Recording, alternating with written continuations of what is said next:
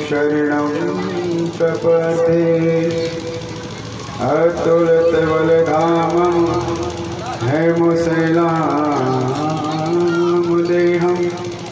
धनुजवनकृशानं ज्ञानिनां गगण्यं सकलगुणनिधानं वाणिराणामुदीशं रघुपतिप्रियभक्तं वातजातं नमामि। सरस्वती मैया सुर दीजिए,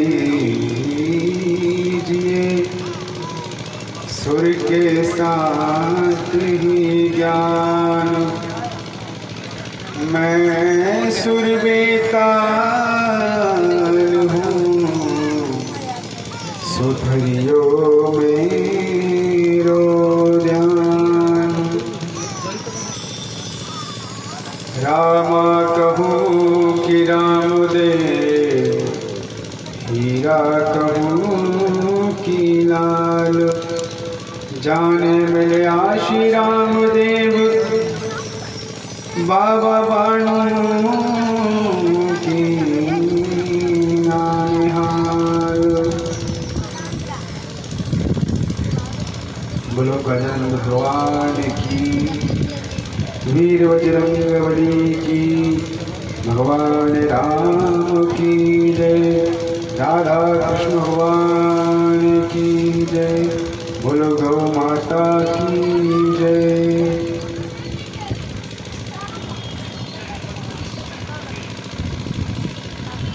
स्थान देवता, ग्राम देवता, कुल देवता एवं स्मरण मात्र में समस्त देवता को मेरा नमन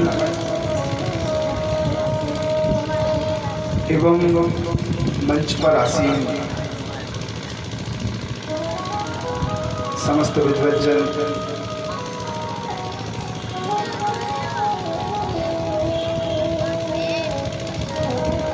भगवत स्वरूप श्रोतागण, आप सभी के हृदय में विराजमान उस परम पिता परमेश्वर को सादर नमन एवं भगवत स्वरूप ब्रह्मदेव समस्त संत जनों को मेरा प्रणाम। एक बार दोनों हाथों बोलो भगवान राम की, बोलो वीर बजरंगबली की, बोलो गैया मैया की जय।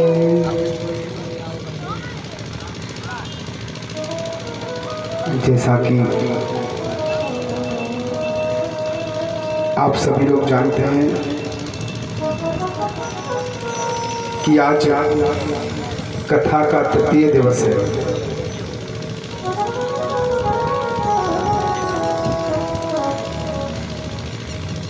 यह हम सबका सौभाग्य है,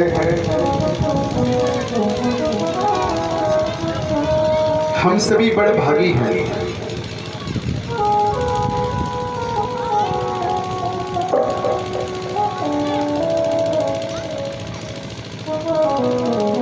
जब कई जन्मों का पुण्य उदय होता है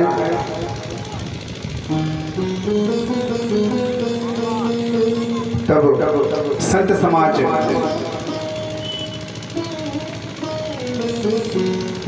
सतरंग संग रूपी गंगा का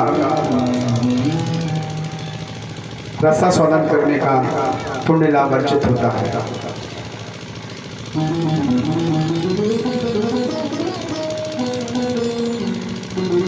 और जब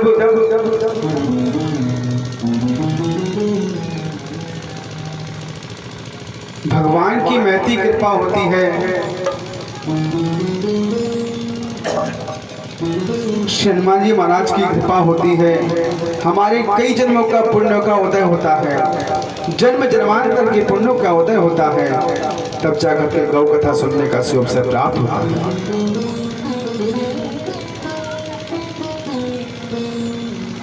हम सभी लोग बड़भागी हैं। जितने लोग यहाँ बैठे हैं सभी बड़भागी हैं।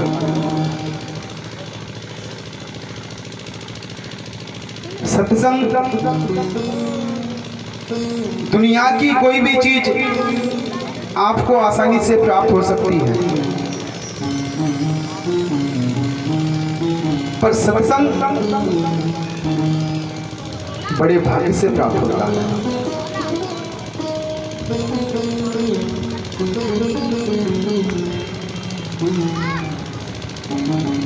और मुरादगंज के वासी बड़े बड़भागी हैं कि मुरादगंज में गौ माता की कथा चल रही है।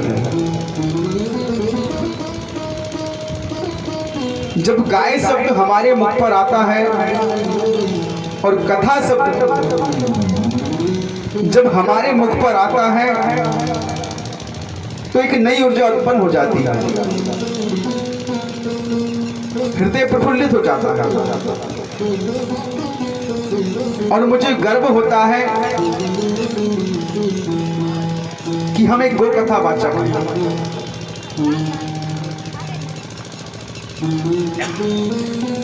तो गाय की बड़ी महती कृपा है।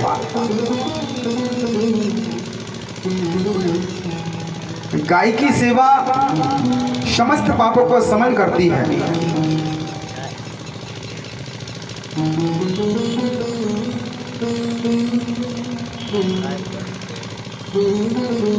गौ माता कामधेनु है। जिस आप कामना की इच्छा करते हैं वह मनोकामना पूर्ण करती है।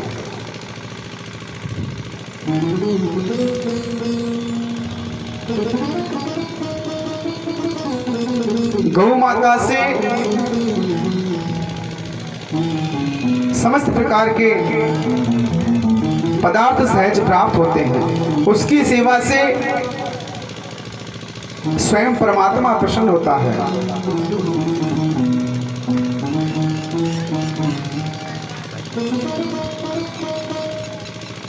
यदि आपको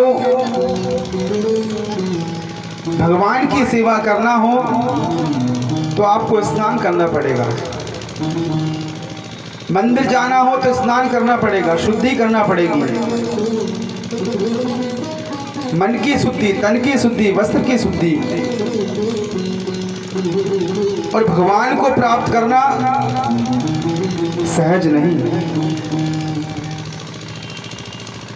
यदि आपको भगवान को सहज प्राप्त करना हो तो आप गाय को पकड़ लो।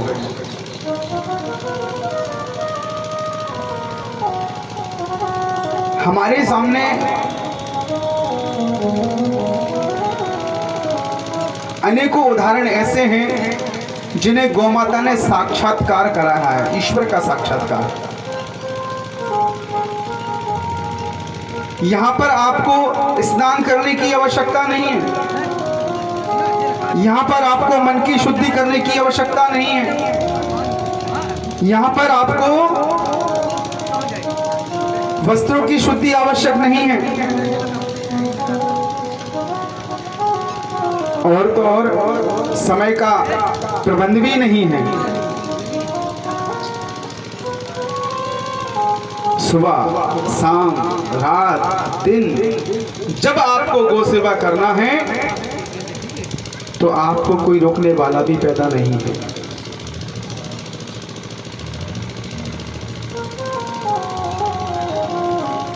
जब मन बोले तब गौ सेवा करो। भगवान बालकृष्ण जी को गौ माता की कृपा से साक्षात ज्ञान हुआ।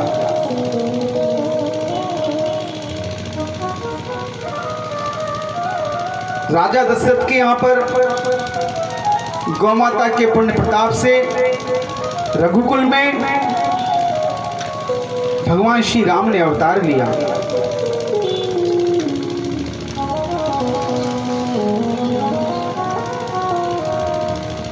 गौ की सेवा के बाद कोई सेवा शेष नहीं रहती है। यदि आप गौ सेवक हैं तो आप राम भक्त भी हैं, कृष्ण भक्त भी हैं, आप हनुमान भक्त भी हैं। और यदि आपके जीवन में गौ सेवा नहीं, और यदि आप केवल राम भक्त हैं तो केवल राम भक्त हैं।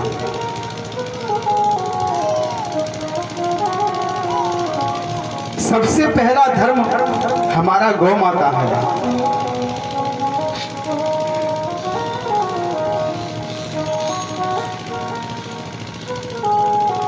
समस्त देव यही कहते हैं कि भाई गौ सेवा करो।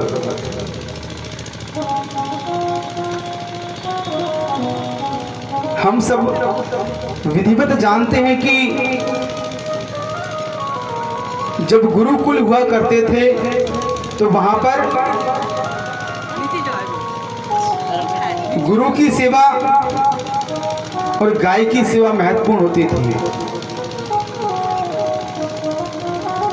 तो जो गुरुकुल से विद्यार्थी निकलते थे तो वह आत्म साक्षात्कारी होते थे। गुरु की और गौ की सेवा से सहज उनको ज्ञान प्राप्त होता था। और आज की बात करूं तो बड़े बड़े कॉलेज हैं, बड़े बड़े विद्यालय हैं, और बच्चा जीरो है।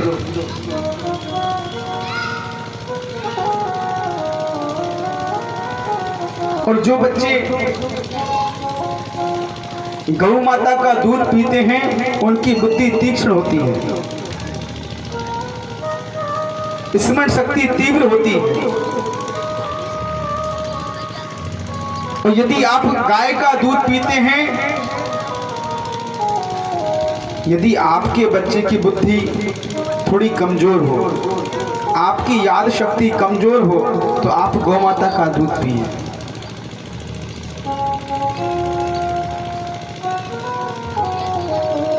गाय का दूध अमृत है। एक बार स्वामी विवेकानंद को कौन कौन जानता है? लगभग सब लोग जानते हैं। स्वामी विवेकानंद जी से किसी ने पूछा कि आपके यहाँ पर सबसे अच्छा दूध किसका होता है?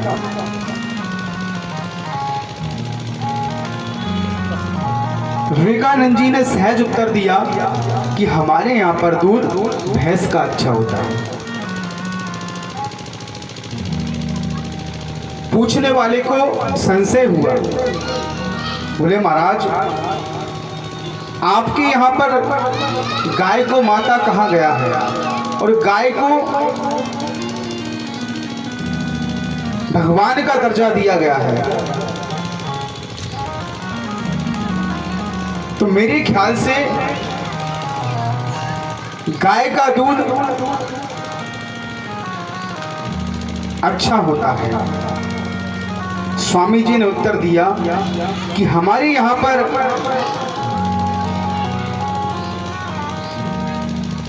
दूध भैंस का अच्छा होता है। बोले महाराज जी वो कैसे? बोले दूध भैंस का अच्छा होता है, गाय का दूध तो अमृत होता है। गाय का दूध दूध नहीं, गाय का दूध अमृत है।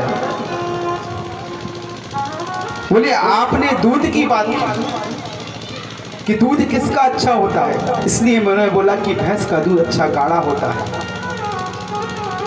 और यदि आप अमृत की बात करते तो मैं गौ माता की बात करता।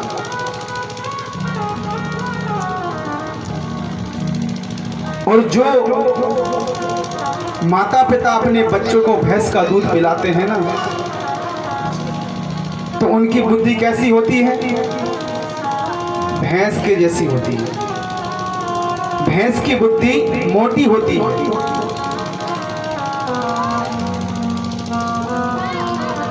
ये प्रत्यक्ष परिणाम है। जो भैंस पालते हैं ना वो जानते होंगे, और ना जानते होंगे तो कल से ध्यान देना महाराज जी की बात पर। जैसे ही भैंस का बच्चा दूध पीता है तो क्या करता है? विश्राम में चला जाता है। आपने देखा है ना, भैंस का बच्चा दूध यदि भैंस का पी ले तो तुरंत आलसी प्रवृत्ति का होता है और बिल्कुल चारों पैर पसार करके सो जाता है। और फिर शिकायत करते हैं कि महाराज जी हमारा बच्चा 10-10 बजे तक सोता है, 12-12 बजे तक सोता है। तो कहने का तात्पर्य दूसरी बात, भैंस का दूध गाढ़ा तो होता है पर पौष्टिक नहीं होता।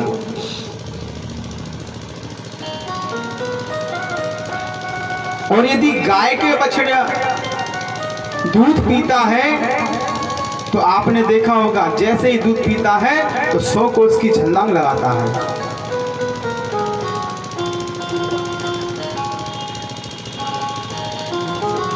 और एक और बात, आप स्मरण शक्ति की बात करते हैं, यदि भैंस का बच्चा 100 भैंसों के बीच में छोड़ दो तो वह अपनी मां तक नहीं पहुंच पाता है। और कई बार आपने ध्यान दिया होगा कि दूध पीते समय भैंस का बछड़ा एकदम धन को नहीं लगाता, धीरे धीरे यहाँ सूंघेगा, कहीं वहां सूंघेगा, कहीं वहां सूंघेगा, फिर जाके पहुंचता है। और यदि गौ माता के बछड़े को आप 100 गायों के बीच में छोड़ दो तो सीधा अपनी मां के पास दौड़ के जाता है। इसलिए मेरा आप सबसे विनम्र निवेदन है, इस व्यासपीठ से हो सके तो अधिकतर गौ माता का दूध पिए और अपने बच्चों को दूध पिलाएं।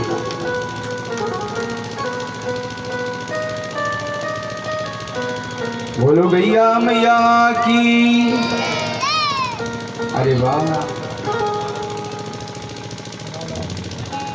बोलो गैया मैया की। तो इसीलिए गाय पूजनीय है।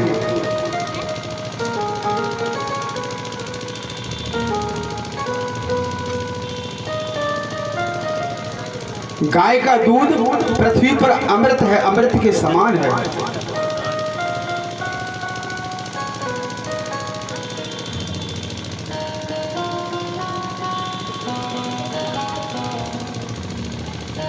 बस एक बार आजा गो माता की शरण में,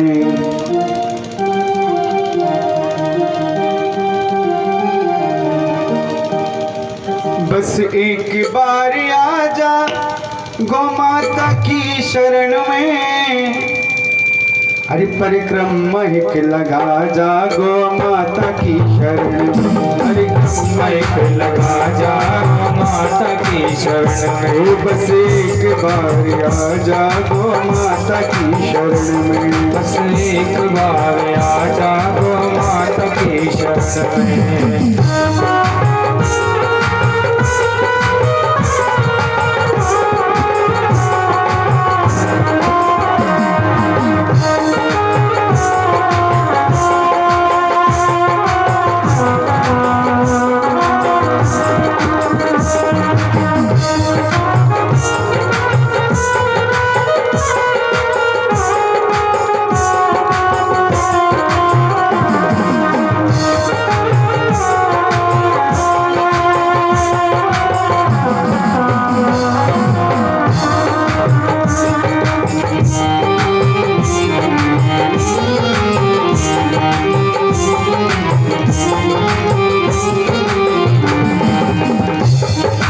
एक बार आजा गो माता की शरण में,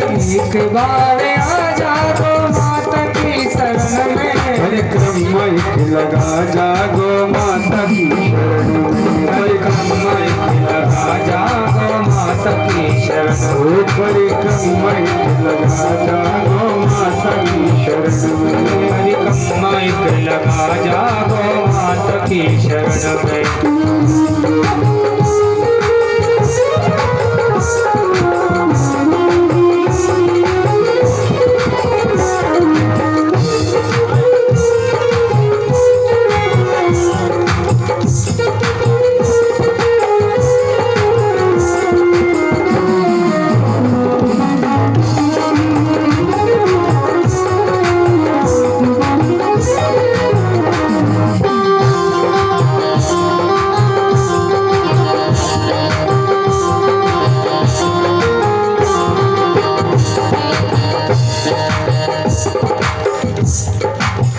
भूलो गैया।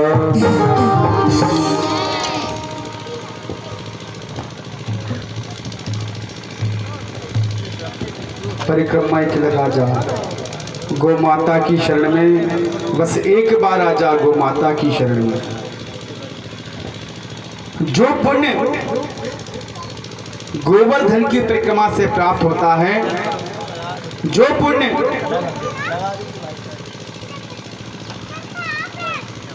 चौरासी कोस की परिक्रमा से प्राप्त होता है, वही पुण्य वैसा ही भाव बना करके यदि आप गौ माता की परिक्रमा करते हैं तो आपको वह पुण्य की प्राप्ति होती है। हाँ।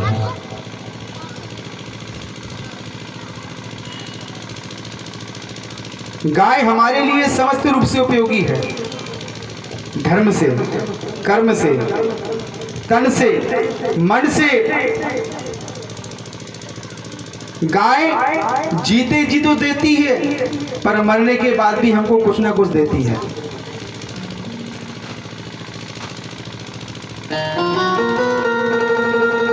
गाय आपको जीते जी दूध देती है, गौमूत्र देती है। यदि आप उसके दर्शन प्राप्त कर लें तो आपके पापों को नष्ट कर देती है।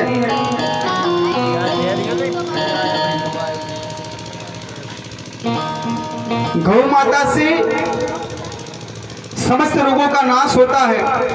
पेट की आपकी जो भी समस्या हो गौमूत्र पीने से नष्ट होती है, और मरने के बाद भी गौ माता आपको कुछ ना कुछ दे करके जाती है। गाय बेस्ट खाती है और आपको बेस्ट देती है। गाय कचरा कूड़ा खाती है, आपके घर के आप सब्जी खाते हो, गाय चिक्कल खाती है। आप शुद्ध पानी पीते हो, पर गाय मलमूत्र का पानी पीती है। आप रोटी खाते हो, गाय घास खाती है, पर गाय आपको क्या देती है? बेस्ट देती है। कहने का तात्पर्य आपसे जो बचा होता है गाय वो खाती है, और उससे बेहतर आपको बेस्ट गौ माता दूध प्रदान करती है। गौ माता की महिमा देखो। यदि कोई स्त्री जहर पी ले और उसका दूध बच्चा पी ले तो मर जाता है, बचता नहीं।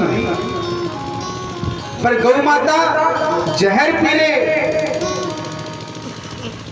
कोई ऐसी औषधि खा ले जहर युक्त, यदि आप उसका दूध पीते हैं तो आपको वो जहर चढ़ता नहीं।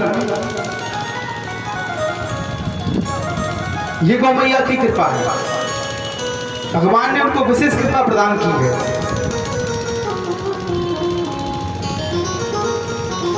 तो गाय बेस्ट खाती है और आपको बेस्ट देती है, पर इसके बाद भी गाय कटने को जाती है।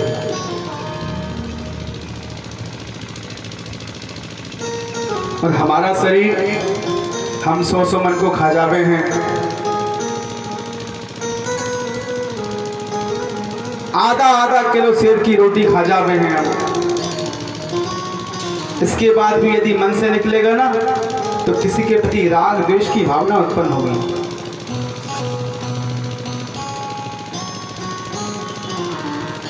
हमारे शरीर में जो पूतना थी ना, पूतना के केवल स्तन में जहर था, पर इस मनुष्य के पूरे स्तन में जहर है। वो पूतना अच्छी थी कि केवल स्तन में भगवान श्री कृष्ण को जहर लेकर के आई थी महाराज जी, पर मनुष्य के पूरे इस स्तन में ही जहर है।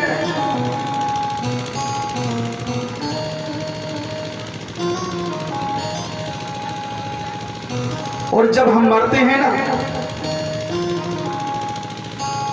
तो हमारा मरने के बाद कुछ होता है क्या? वही राख बन जाता है। उस राख का उपयोग नहीं होता है। और यदि गौ माता सिधार जाती हैं उनका शरीर मृत हो जाता है तो आपको अपना चमड़ा देकर के जाती है, अपनी हड्डियां देकर के जाती है।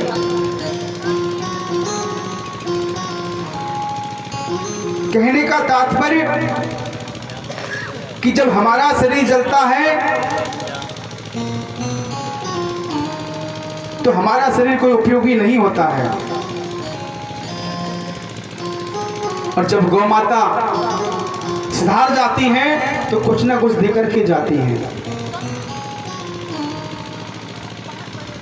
इसलिए कहते हैं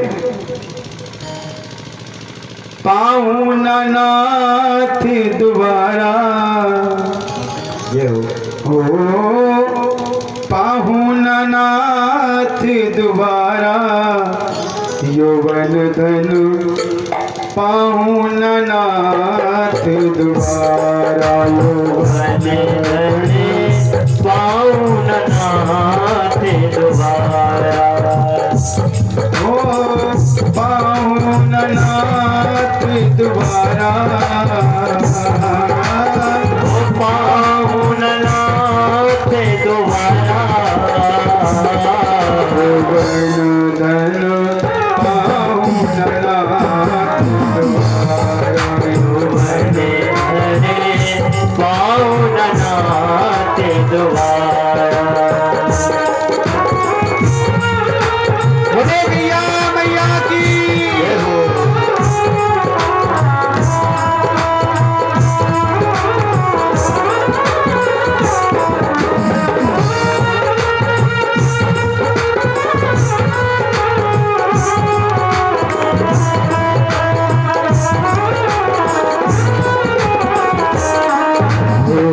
पशु चाम की बनत बनैया, पशु शाम की बनते बनैया, पशु चाम की बनत बनैया, पशु चाम की बनत बनैया।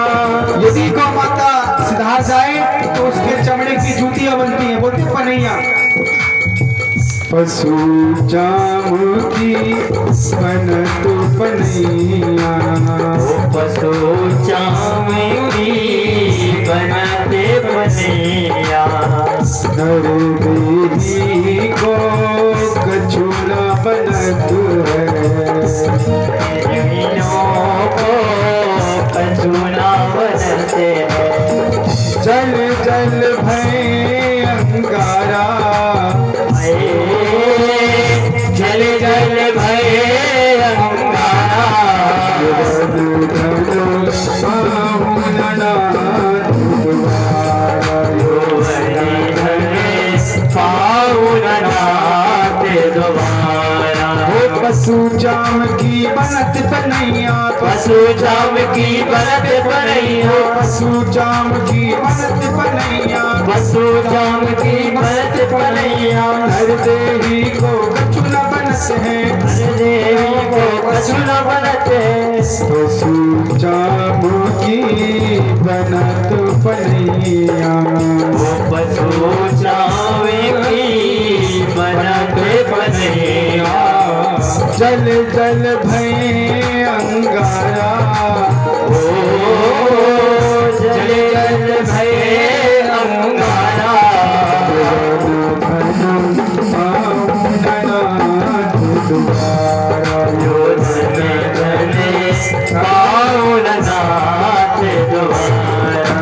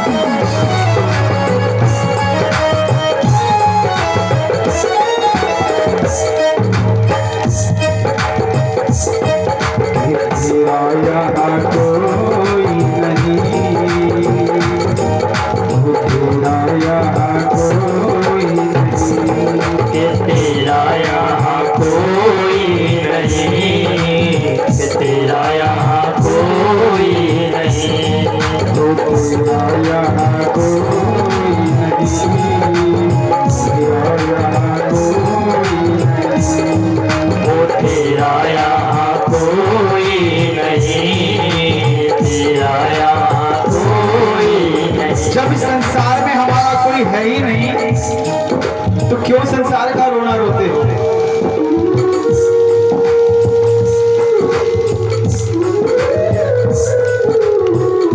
क्या आपने जो माया जोड़ी वो आपके साथ जाएगी? नहीं जाएगी। आपने धन जोड़ा आपके साथ जाएगा? नहीं जाएगा। आपने जो बच्चे या परिवार बढ़ाया है साथ जाएगा? नहीं जाएगा। सब केवल मरघट तक जाएंगे और 4 दिन बाद सब भूल जाएंगे। इसलिए जब समय मिले भगवान का भजन करो।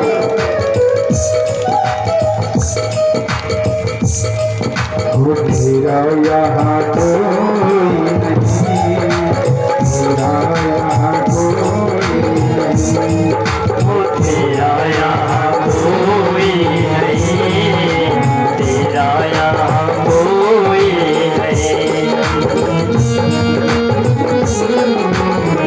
बोलो मैया मैया की जय हो।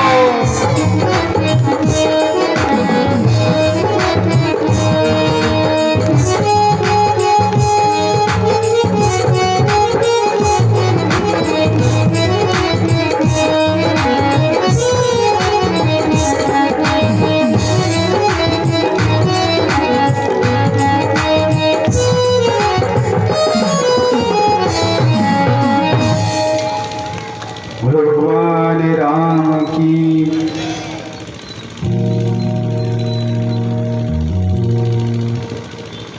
कौन किसका इस संसार में कोई किसी का नहीं।